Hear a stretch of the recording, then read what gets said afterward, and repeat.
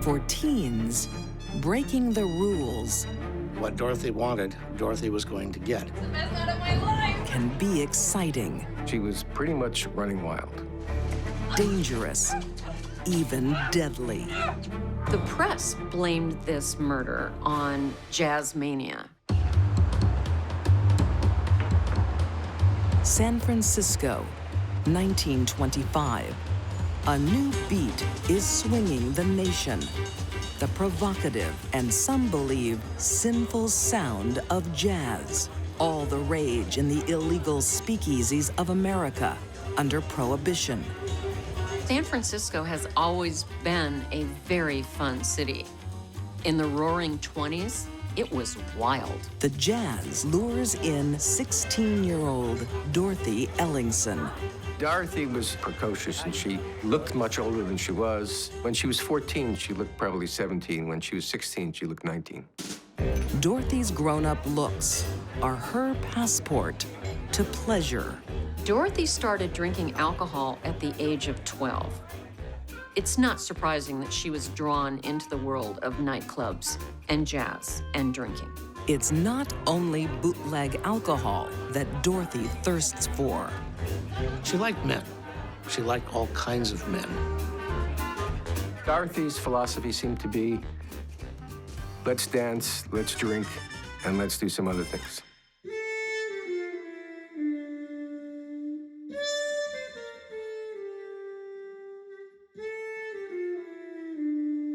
In those days, even the roaring 20s, it was still very, very unacceptable for an unmarried woman, let alone a 16-year-old girl, to be having sex.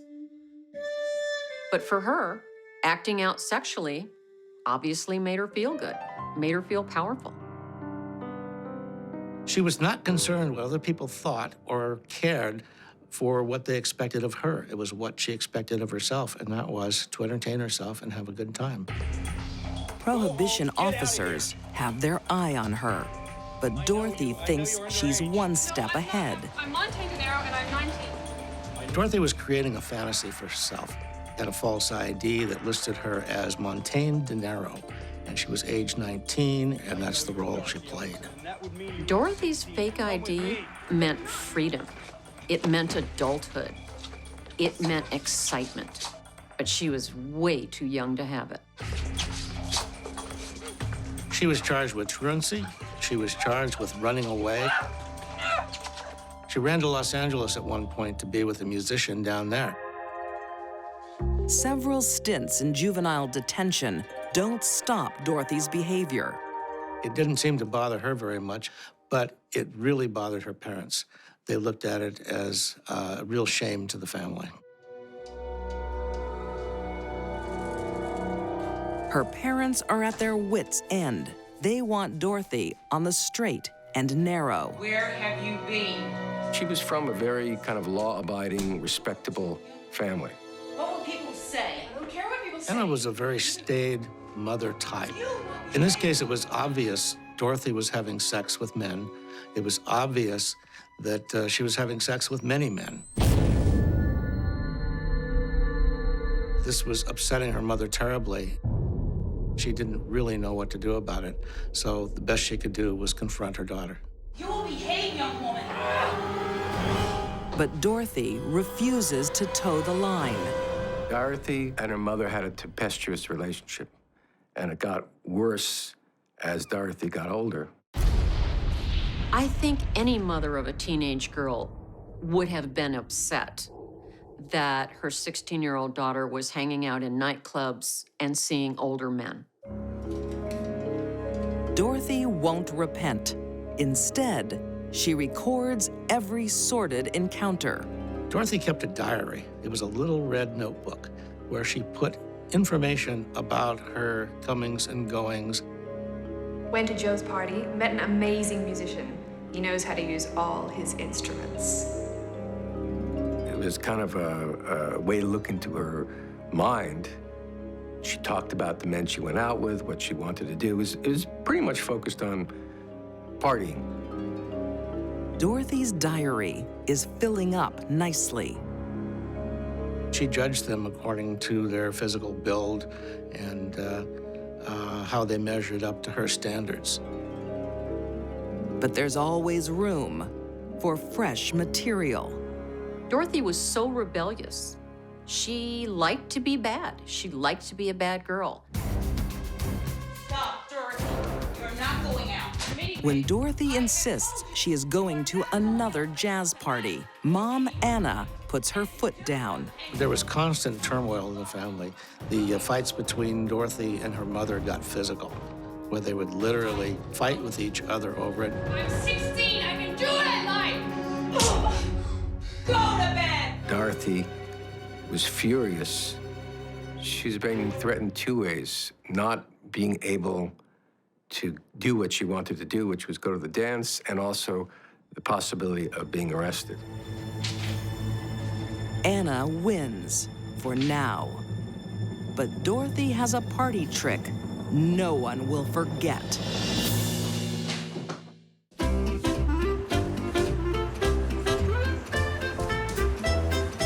San Francisco, 1925. 16-year-old Dorothy Ellingson is a jazz baby with a taste for trouble. She's broken curfew, the law, and her parents' spirits. But her plans to paint the town red hit a roadblock.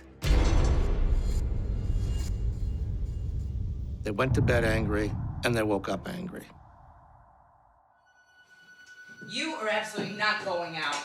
I want you to get a job. On January 13th, the fighting stops. And start being a responsible Already a petty juvenile offender, Dorothy is about to become a really bad girl.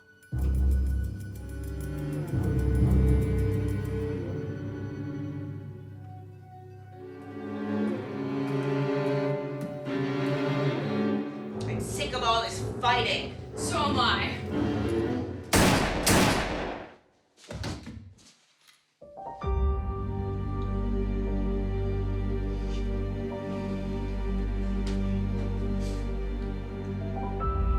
She put 2 bullets in the back of her head without giving it a second thought. Dorothy shot her mother in the back of the head because she didn't want to look her in the eyes as she was killing her. She won the argument. Dorothy simply got upset that her mother was tightening the reins on her behavior, and she shot her. Anna's life is over. For Dorothy, the party's just starting. She went dancing. She was the life of the party. You're sure having a wow of a time. It's the best night of my life. She wanted to have her good time. She did have her good time. She danced for 12 hours straight. It's very strange behavior, but she wasn't concerned about the future. She wasn't even concerned about the past. She was concerned about the now. But after the high comes the hangover. Dorothy's brother found the body later that day. It was kind of assumed that Dorothy was involved.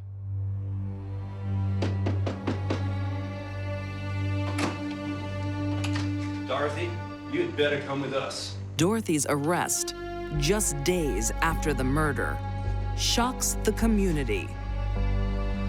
They can't believe a 16-year-old girl is capable of killing her own mom.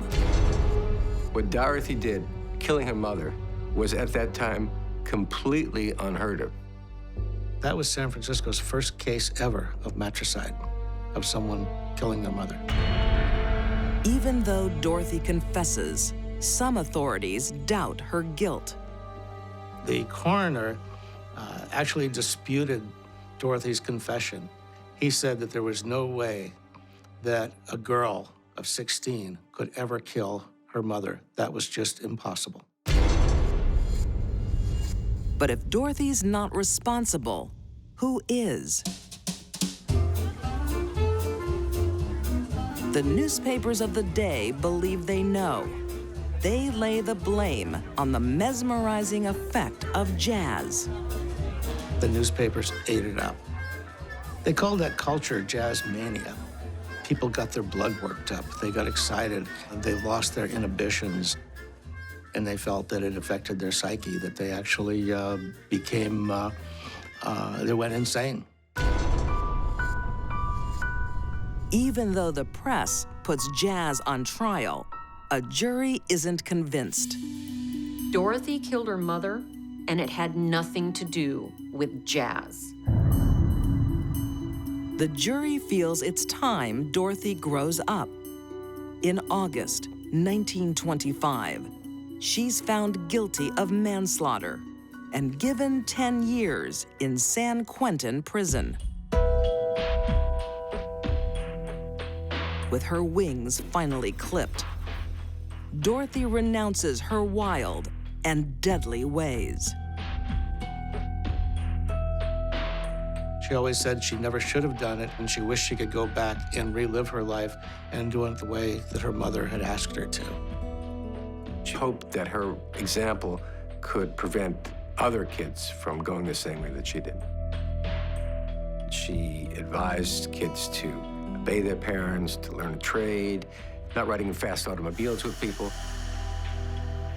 Whether Dorothy really did a complete turnaround in prison, only Dorothy knows. She said the right things. She said things people wanted to hear.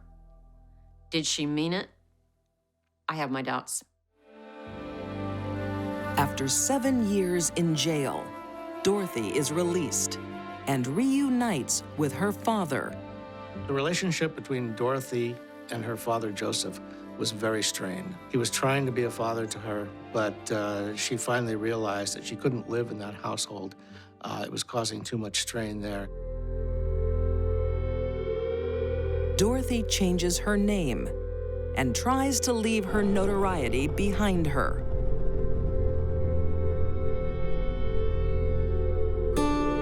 She spent the rest of her life trying to run from who she had been, but she was never quite able to. In 1962, Dorothy's dancing days are over.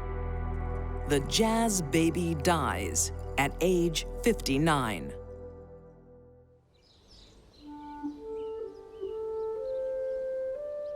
Rural Kentucky, 1996. By the time she is 17 years old, Natasha Cornett doesn't have much of a chance in life. Natasha had had a really bad upbringing, a lot of hard times. Natasha! Unhappy at home and friendless at school.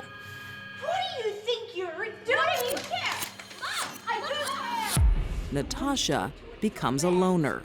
Get out of my room. Get the hell out of my room! She came from a very dysfunctional family. Had a hard time in school. Was an outcast, was ostracized by her classmates. There is one thing Natasha can control: her image. She suffers from acute anorexia, losing up to 30 pounds a month. And it's not her only affliction. Why can't she stay here? The state insurance only covers 11 days. Natasha also was diagnosed as having severe bipolar disorder, one of the most difficult mental illnesses to live with and to treat. People with it suffer. People around them may suffer even more. She needs Poverty and mental illness are not friends. Without health insurance, the teenager gets little help.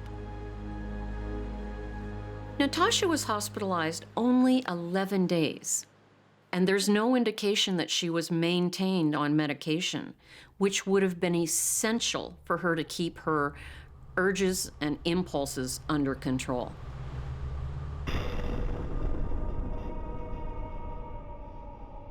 Free to roam, Natasha's disturbed mind discovers a comfortable home. The subculture life of a Goth, with fellow misfits, 18-year-old Crystal Sturgill and 17-year-old Karen Howell.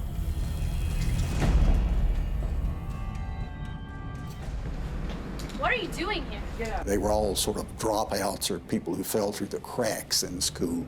Does it look like it's any of your business? Get the hell out of here! Now! They dressed in Gothic fashion, black clothing, black makeup. Looked satanic. If you were looking for satanic, that's what might come to mind. Satanic is exactly what Natasha has in mind. She sees links to the dark side everywhere, even in her name. Hey guys! I think Natasha started spelling her name backwards. Aw, Satan, because she wanted people to be afraid of her. I really am the daughter of Satan.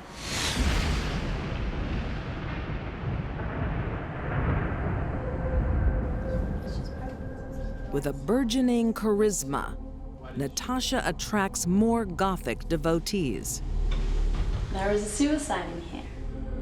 She seemed to be the leader of the group. Seances work best around dead people. Together with 3 male friends, the group develop a strong adolescent bond. Come on, dude. Do it. They would rent hotel rooms and have seances and satanic rituals. Oh, Jay, so you moving it? The whole Goth thing Shut up. is a way for many kids to act out and be rebellious. It's really just a phase, and they have no interest in hurting someone. Speak to me, I can hear you. But every now and then, someone is in that culture because they are seriously disturbed and they want to hurt someone. Natasha wants more to the rituals. She wants to include sacrifice. She wanted people to be afraid of her. She wanted to align herself to the dark side. And she did. Natasha wants to show Kentucky her killer instinct. Rural Kentucky, 1997. Natasha Cornett and her Gothic group of friends are looking for inspiration in a horror movie. Ready, wait for it. 17-year-old Natasha, diagnosed with bipolar disorder, is their ringleader. That's what we need to do. We should go on a killing spree around the country. Yeah. Like many teenagers, they want to make their mark on the world. Jace. You're really cool, Jay. Come on, Jace. Oh, I really don't know what it takes for a group of people to take on that mentality of murder. I've got a gun. You do? Yes. You can get it? They had no concept of tomorrow I can get my diets going. You can? Yeah. or consequences. And they just don't care. Wait, this is the best part. Right. The group plan a road trip that will define their lives.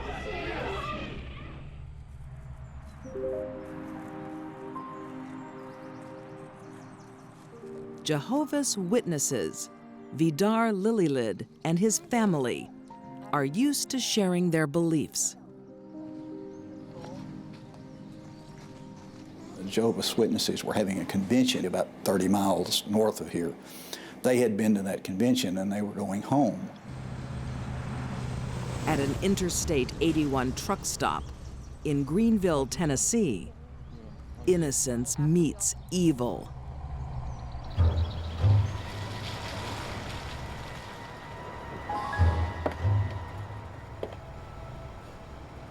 Jehovah's Witnesses are known for being active and trying to recruit new members.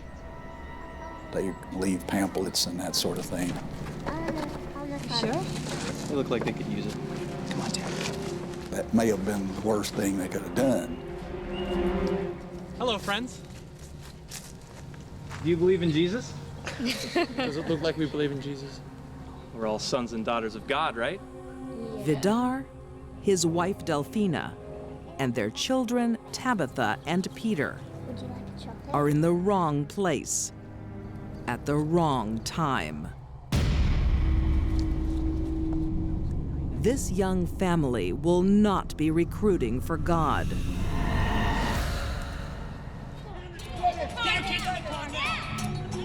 Instead, they are taken hostage at gunpoint and driven into the night. Put them in their respective cars and take off and get off the interstate just a few miles down the road. And it's a dead-end gravel one-lane road. They go down toward the end of that road and force the people out of the car. At the hands of Natasha and her gang, the family experience a horror no one can comprehend. This group of very strange-looking people is surrounding them and laughing, and they see the weapon. Leave us alone. That's perfect, stop! Where's your God now, huh? Where's your God now? Jesus can hear you. Come on, I want to hear you pray to him. I can't imagine what that would have been like to know that your family was in peril like that. Yeah. Mommy, what's gonna happen? It's gonna be okay. Shoot him in the right eye. You don't have to do this. Shut up!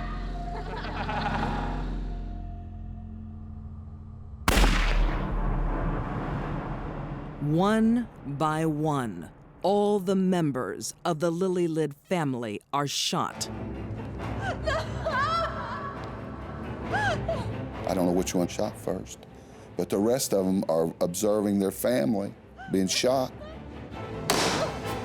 The indication was that the children were shot last.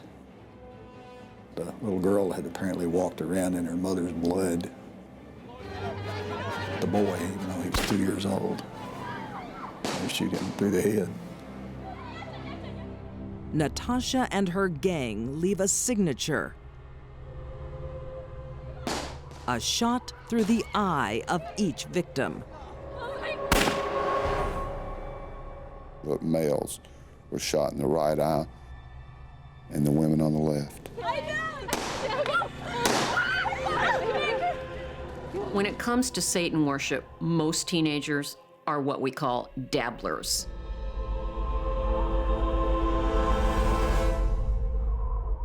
For this group, killing was an initiation, a way that they could all be bonded together through this horrible crime. The final act of the ritual. The teenagers drive over the bodies.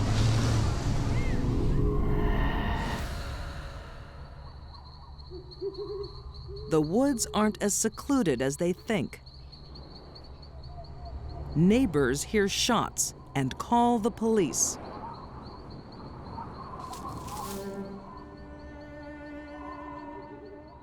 They discover the tragic scene within hours.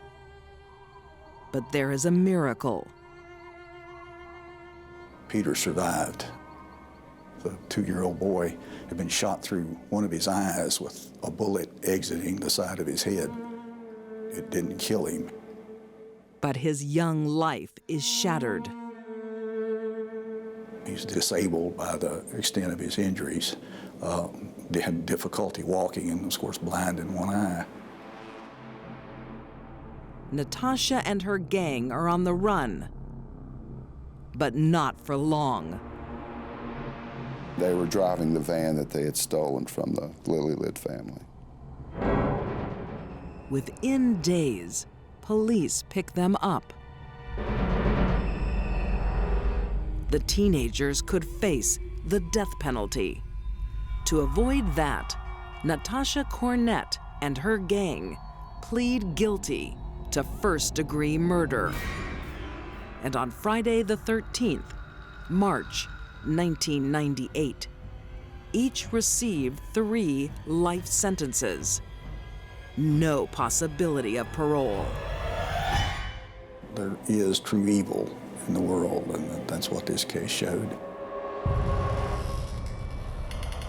Few understand why these teenagers killed. Natasha had untreated mental problems, but her friends seemed to just go along for the ride. If you wanted to be a member of this group, you were going to have to participate in this ritualistic killing. Some of the defendants supposedly had told other friends that, quote, we're going to make headlines. Of course they did, maybe not the ones they wanted to make. They were very young, and they will all die in prison. That's where they need to be for the rest of us to be safe. A woman's heart is a delicate thing. She couldn't stand the fact that he left her. An unstable mind, even more fragile. She had lost all grip of reality. And when one cracks, lives will shatter. Heather was the last trick-or-treater anyone would want knocking on their door. England, 2002. The ancient city of York is home to 44-year-old Heather Stevenson Snell, a respected psychotherapist running a private practice in her home. She was a very clever woman. She had a degree in psychology. She graduated from York University. By day, she is a typical professional.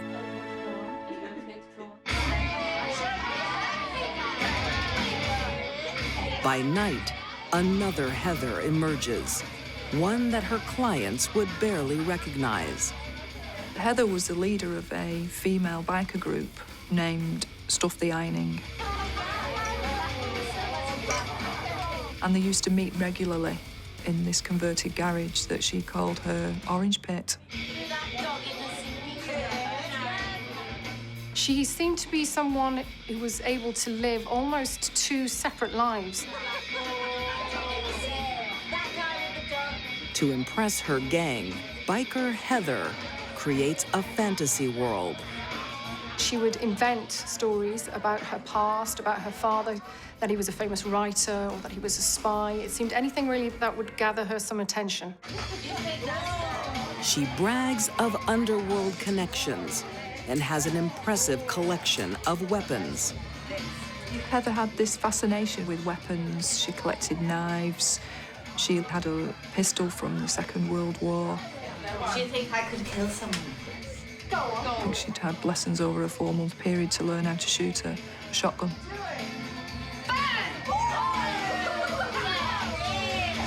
It's a rather unusual hobby for a woman to collect weapons and display them in their home, but Heather did.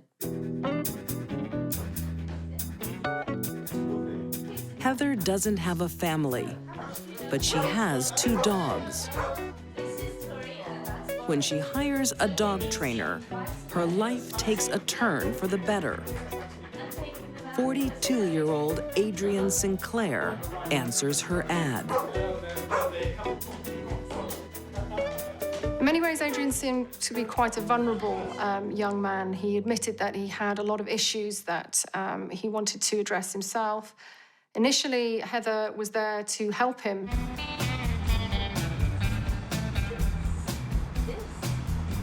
It's a live-in job that soon comes with extra perks.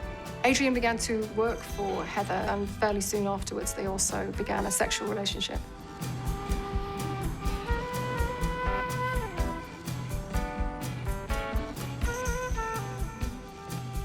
When Heather met Adrian, it was instant attraction for both of them. But Adrian saw quicker than most did how controlling and difficult Heather could be. Oh, that's bloody strong. And her world is turning out to be a dangerous place. She had an obsession with weapons. Is that bloody loaded? Maybe. Maybe not. I could blow your guts out with this. This isn't the job Adrian expected. He became increasingly uncomfortable in the relationship. Just 3 weeks after moving in, he wants out. But Heather responds with a threat. If he ever left her, if he ever went off and met anybody else, she would cause damage to that person. She would cause injury to that person and hurt them. So he was always a bit afraid of leaving her. Ready to go? In the summer of 2002, there's an opportunity for Adrian to escape. No problem. Heather is going to the US to take a course. We're okay, aren't we? We're fine. Heather went on a screenwriting course to New York, and she was gone for 4 months. He then took the opportunity and thought, right, this is my time to go, and he moved out. With Heather 3,000 miles away, Adrian is free to find new love. And he does. 35-year-old Diane Lomax, a caring mother of 2 young children. The relationship is kept secret from Heather, but Adrian's sister knows all about it.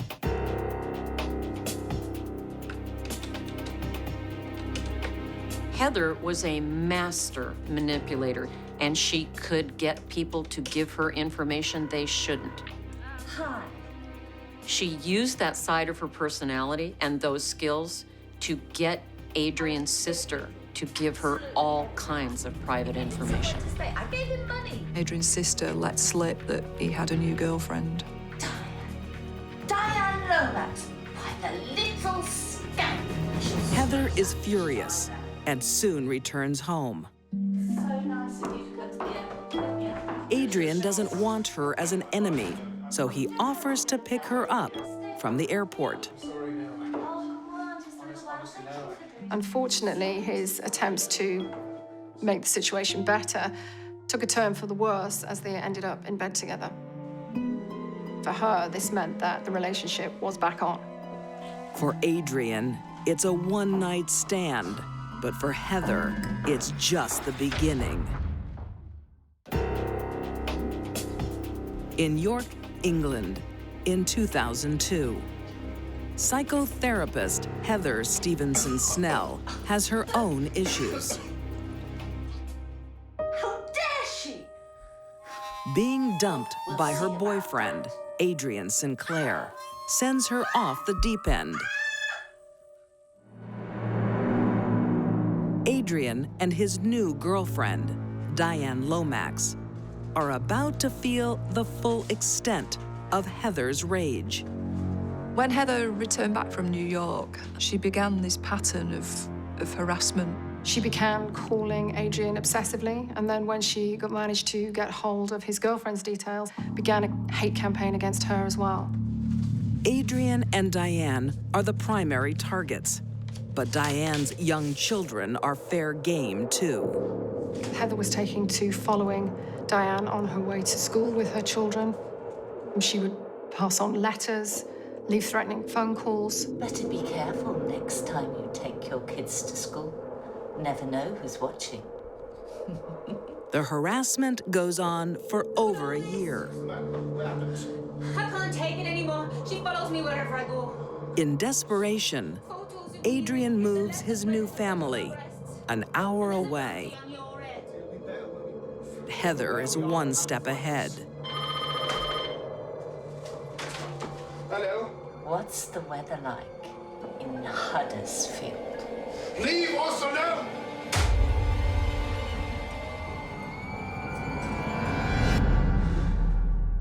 Heather found out and called them up in advance of the move to tell them that she already knew and that really it was pointless. There would be no escape.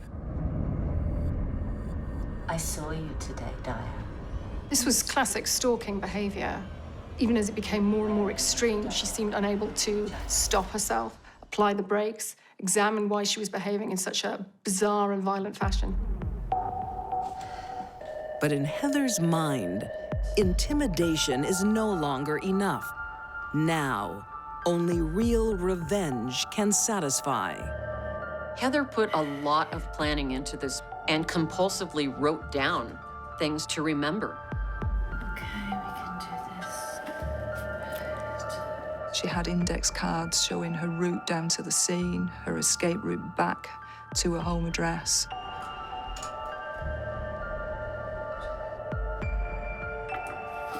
Everything had been planned meticulously, from the getaway vehicle to a bike that had been placed in a hidden location, through to all the outfits that she planned to wear. Everything was detailed on those cards. Even down to the date, October the 31st, Halloween. It wasn't an accident that Heather chose Halloween night to commit the murder and to dress as one of the scariest characters ever known to Halloween, the Fright Mask. Die, slag. What should be a night of harmless pranks is about to become a real-life horror show. Heather saw Diane as the biggest obstacle to Heather's own happiness, and she wanted to destroy her. She had an hour to drive to the murder scene. She had an hour to change her mind, but that was never going to happen. She was a woman on a mission. Her objective is simple: destroy her rival and kill Adrian's hopes for happiness. Come out here, slag! Come out, slag! But Adrian isn't home that night. Diane is alone with her children. She could see this image there of somebody in a scream mask and thought, I'm not opening the door. But the racket draws out a concerned neighbor, Bob Wilkie. It's too late for trick-or-treating. He heard the knocking and thought, I've got children in bed. I'm going to go out and tell them to be quiet. You're waking my children. Go away. Get out of here, you stupid woman. He thinks Heather is just a noisy trick-or-treater. He has no idea she is armed with a sawed-off shotgun. The moment Bob pulls off Heather's mask, I said get out of here! his fate is sealed. I told you to go away! Why don't you listen to me? You horrible, silly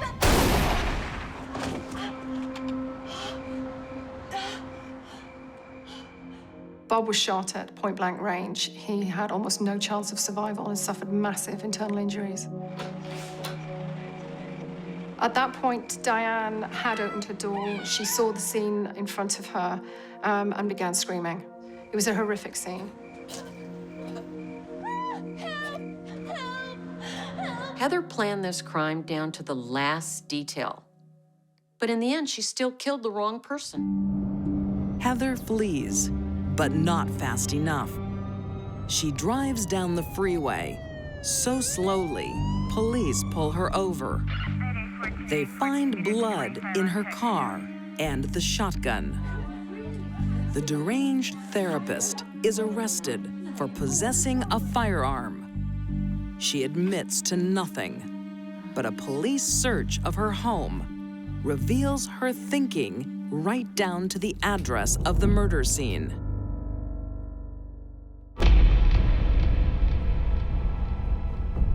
From arriving at the police station, she wanted to be in charge. She wanted to lay down the ground rules, which cell that she wanted to go into, what time she wanted a lunch, how long the interview would last for. Yes, she's definitely used to being the one who runs things. Very, very controlling. Heather felt no guilt for what she did. She wasn't even contrite with the police when they were questioning her. She lacked insight into her plight, or she didn't care. The twisted shrink is now herself the subject of a psychological evaluation. The results are textbook. Heather has histrionic personality disorder. People that have this affliction are very difficult to live with. They have to be the center of attention. Everything they do is exaggerated. They cannot tolerate rejection. And most importantly, they do not learn from their mistakes. On September 21st, 2004, Heather is sentenced to life with a minimum of 22 years for murdering Bob Wilkie and the attempted murder of Diane Lomax. The practitioner turned prisoner is eligible for parole in 2026. She set out that night to cause pain and suffering, and that's exactly what happened. Some people absolutely cannot tolerate being rejected. And when it happens, they want revenge.